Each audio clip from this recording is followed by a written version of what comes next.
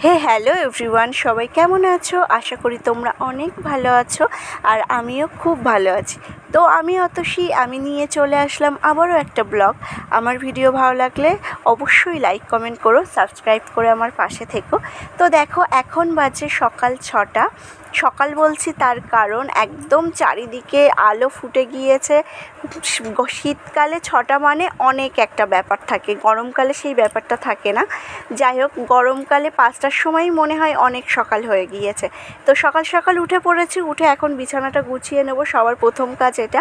আর আমার ভাই এসে আমাকে বলছে যে বাবা কত কষ্ট করছে, সেই জন্য আমাকে হাওয়া দিচ্ছে, বলছে এইটা দেখাবি আর ভালো করে বলবি আমি তোর কত সেবা শুশ্রূষা করি। যাই হোক, ভাই যাদের যাদের আছে, ভাই বোন, তারা অবশ্যই জানবে যে এই সম্পর্কটা কতটা মধুর, কতটা মিষ্টি হয়ে থাকে। হয়তো খুঁটিনাটিতেই ঝগড়া লেগে যায়, খুঁটিনাটিতেই মারপিট লেগে যায়, এমন ঝগড়া লেগে যায় যে ঝগড়াতে হয়তো 1 ঘন্টা, 1 দিন, 2 দিন কেউ কারোর সাথে কথা বলে না, আবার ঠিক হয়ে যায়। আর এই সম্পর্কটা আমি তো বলবো অসম্ভব সুন্দর হয়। যাদের আছে তারা খুবই ভাগ্যবান, আর যাদের নেই তারা হয়তো বুঝতে পারে না এই সম্পর্কটা কী। তো যাই হোক, এখানে দেখো আমি এখন ব্যায়াম করব, বিছানাটা গুছিয়ে নেই সবার প্রথমে। ওরা সকাল সকাল উঠেছে, আমার আগেই ওরা উঠে গিয়েছে, যার জন্য ওদের সব কাজকর্ম কমপ্লিট, মায়ের সব কাজ কমপ্লিট। মা এবার চা বসাবে। তো আমাকে জিজ্ঞাসা করলো চা খাবে কি না।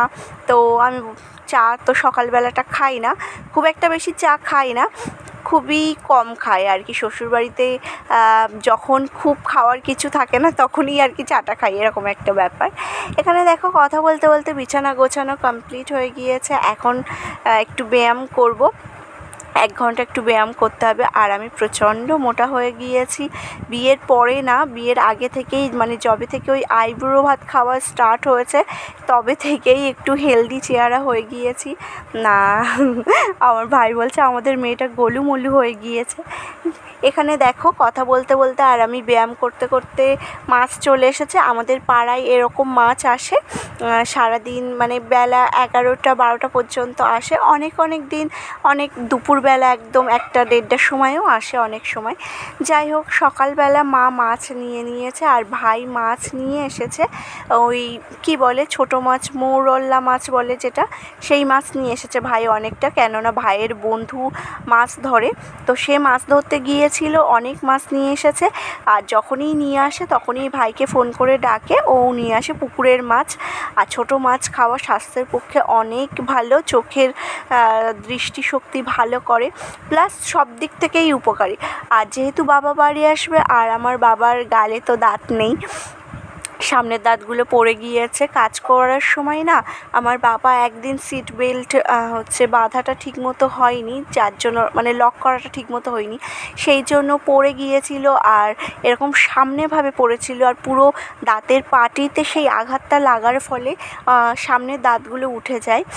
সেখান থেকে বাবা অনেক, মানে খাওয়াতে অনেক প্রবলেম হয়, তো ছোটো মাছ খেতে পারবে না যদি কাটা ফুটে যায়, সেই জন্য মা বাবার জন্য বড় মাছ নিয়েছে। আর বাবার জন্য না, সবার জন্যই। এখানে দেখো 1 ঘন্টা ব্যায়াম করে হাত মুখ ধুয়ে ফ্রেশ হয়ে আমি একটা রুটি কলা আর ছোলা বাদাম ভিজিয়ে রেখেছিলাম, সেটাই খেয়ে নিলাম। খাওয়া দাওয়া কমপ্লিট করে মা মাছ কাটছে, এখানে চলে আসলাম, যেহেতু অনেকটা ছোটো মাছ এনেছে আর মার একার পক্ষে মানে কাটা সম্ভব না, পরিষ্কার করা, কেননা ওই ছোটো মাছগুলো পরিষ্কার করতে অনেক সময় সাপেক্ষ, খেতে হয়তো ভালো লাগে, হয়তো অনেক উপকারী, কিন্তু অনেক সময় সাপেক্ষ একটা ব্যাপার, একার পক্ষে করা একদমই সম্ভব হয়ে ওঠে না একজন যদি হেল্প না করে। তো আমি আর মা দুজন মিলে মাছ কেটে ধুয়ে ভালো করে আমি স্নান করে নিয়েছি, কেননা মাছ কাটার পরে না আমার কেমন একটা জানি আষ্টে মতো গন্ধ বার হয়, এটা জানি না সবার হয় কি না। আমার যতই সে হ্যান্ড ওয়াশ দেওয়া হোক বা হাতে সাবান দেওয়া হোক, আমার তারপরেও যেন মনে হয় আমার গা দিয়ে একটা আষ্টে স্মেল বার হচ্ছে। সেই জন্য আমি সাথেই মাছ ধুয়ে স্নান করে নিই। আর মাছ ধোয়ার পরে আমি কোনো দিন স্নান করার পরে কোনো দিন আমি মাছ ধুই না, এটা বরাবরই আমি করি না। অথচ আমি মাছ খেতে কিন্তু ভীষণ ভালোবাসি। হয়তো অনেকে এখানে কমেন্ট করতে পারে যে খেতে ভালোবাসো অথচ কুটতে পারো না বা কাটতে পারো না, এরকম একটা ব্যাপার। তো যাই হোক, সে কমেন্ট করুক চাই না করুক, নেগেটিভ কমেন্ট অলওয়েজ ওয়েলকাম, এটাই জানাতে হবে। আমি বরাবরই যেরকম সেরকমই আর কি, সেই কথাটাই তোমাদের সাথে শেয়ার করলাম। এখানে দেখো স্নান করে নিয়ে আমি পুজো দিয়ে নিয়েছি, কেননা মায়ের একটা কাজ তো মানে এগিয়ে রাখা ভালো। মা একা হাতে সব করছে আর কিছুই করতে দিচ্ছে না, বলছে যে তুই শ্বশুরবাড়িতে তাও একটা দুটো কাজ করিস, এখন অনেক ধকল, তুই তো সারা জীবন কাজ করতেই হবে। তো আমার বাড়িতে যে কদিন আসবি সে কদিন কাজ করার দরকার নেই। হয়তো মারা এমনই হয়, তবুও চোখের সামনে বসে থাকা যায় না, দেখা যায় না। এই দেখো কথা বলতে বলতে মায়ের রান্নাবান্না সব কিছু কমপ্লিট। এখানে দেখো আজকে ছিল মেনুতে গরম ভাত আর আলু ভাতে দিয়েছিল, যেটা পেঁয়াজ কুচিয়ে মাখা হয়েছিল, সর্ষের তেল কাঁচা লঙ্কা পেঁয়াজ কুচিয়ে মেখেছিল। আর আম ডাল করেছিল, মানে গাছের তলায় যে আম পড়েছিল সেই মা আম কুড়িয়ে এনেছিল, ঠাম্মি কুড়িয়ে এনেছিল, সেই আমগুলো দিয়ে আম ডাল করা হয়েছে, মাংস। আর আম ডালের পাতে খাওয়ার জন্য একটা করে মাছ ভাজা করেছিল আর আলু ভাতে ছিল। বেশি কিছু একদমই করা হয়নি, কেননা এই গরমে মৌরলা মাছগুলো ফ্রিজে রেখে দেওয়া হয়েছে, কালকে ঝাল করব। আর ছিল শেষ পাতে একটু মিষ্টি দই, স্যালাডে একটু শসা আর পেঁয়াজ ছিল। এই দুপুরের খাওয়া দাওয়া কমপ্লিট করে আমরা ঘুমিয়ে পড়েছিলাম। 4-4:30 নাগাদ উঠেছি মায়ের সাথে। দেখো হাঁটতে গিয়েছিলাম, কিছুটা হেঁটেছি, মানে 0.5 ঘন্টা 40 মিনিট মতো হেঁটেছি। হাঁটাহাঁটি করে তারপরে আমি ঘরে চলে এসেছিলাম। আর বাড়িতে এসে দেখি ভাই ব্যায়াম করছে, ও বিকেলবেলা করে ব্যায়াম করে। আর এটা আমি জানি না, ওর মুখ থেকে শুনেছি যে যারা হচ্ছে ওজন বাড়াতে চায় তাদের বিকেলবেলা করে ব্যায়াম করাটা শ্রেষ্ঠ, আর যারা ওজন কমাতে চায় তাদের সকালবেলা।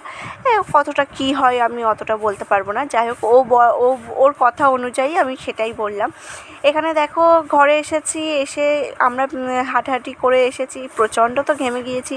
আর ও ব্যায়াম করছে, ওরও ব্যায়াম শেষ হয়ে গিয়েছে, আমরাও বেরিয়েছি, স্টার্ট করেছিল, মানে ওই 40 মিনিট মতো ব্যায়াম করে প্রতিদিন বিকেলবেলা। তারপরে দেখো আমরা সবাই হাত মুখ ধুয়ে ফ্রেশ হয়ে নিয়েছি।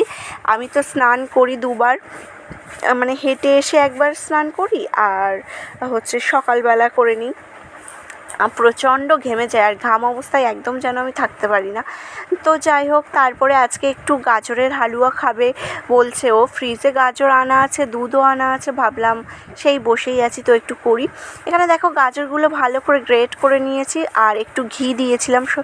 সবার প্রথমে কড়াই বসিয়ে ঘি দিয়েছি 2 চামচ মতো ঘি দিয়ে ভালো করে গাজরটা নেড়ে চেড়ে এক চিমটে মতো লবণ দিয়েছিলাম, দিয়ে 4টে এলাচ, একটা তেজপাতা, তোমরা এখানে গোটা গরম মশলাই দিতে পারো, ফোড়নে দিলে আরও বেশি ভালো হয়। আমার ফোড়নে দেওয়ার কথাটা মনে ছিল না, সেই জন্য আমি গাজর দেওয়ার পরেই দিয়েছি। দিয়ে ভালো করে নাড়িয়ে চাড়িয়ে একদম গাজরটা নরম হয়ে আসা পর্যন্ত রান্নাটা করতে হবে। আর দেখো আমি চিনিটাও দিয়ে দিয়েছি, চিনিটা এই গরমে গলে যাবে, আর গলে গিয়ে গাজরের সাথে মিশে যাবে, চিনির জলেও গাজর অনেকটা সেদ্ধ হয়ে যাবে। এটাতে কি হয়, দুধ অতটা লাগে না, দুধ যদি কমও থাকে তাহলেও এটা মানে এইভাবে করলে দুধ অতটা প্রয়োজন হয় না। আর এখানে দেখো 2 চামচ মতো গুঁড়ো দুধ দিয়েছিলাম, এটাতে টেস্ট আরও বেশি বাড়ে।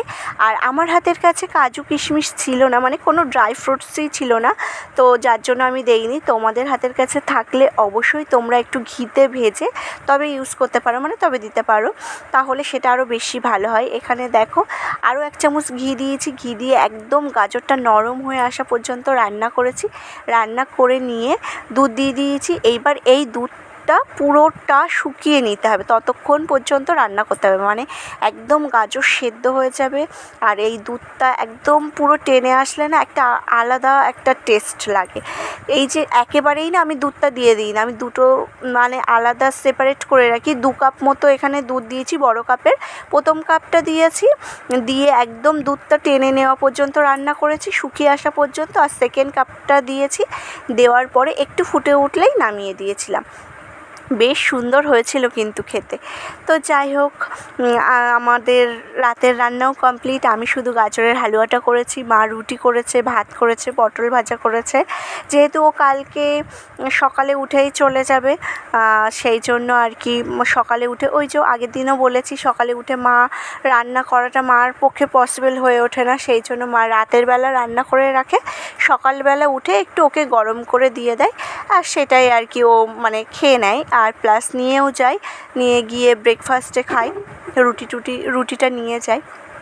তো এখানে দেখো আমি স্নান করার পরে এখনও চুল ছাড়ার সময় পাইনি, তো এখন একটু পাখার তলায় বসে ভালো করে চুলটা শুকিয়ে নেব, কারণ প্রচণ্ড ঘেমে গিয়েছি। তো যাই হোক, আজকের মতো ভিডিও এই পর্যন্ত। দেখা হচ্ছে একটা নেক্সট ভিডিওতে। সবাই ভালো থেকো, সুস্থ থেকো, টাটা সবাইকে।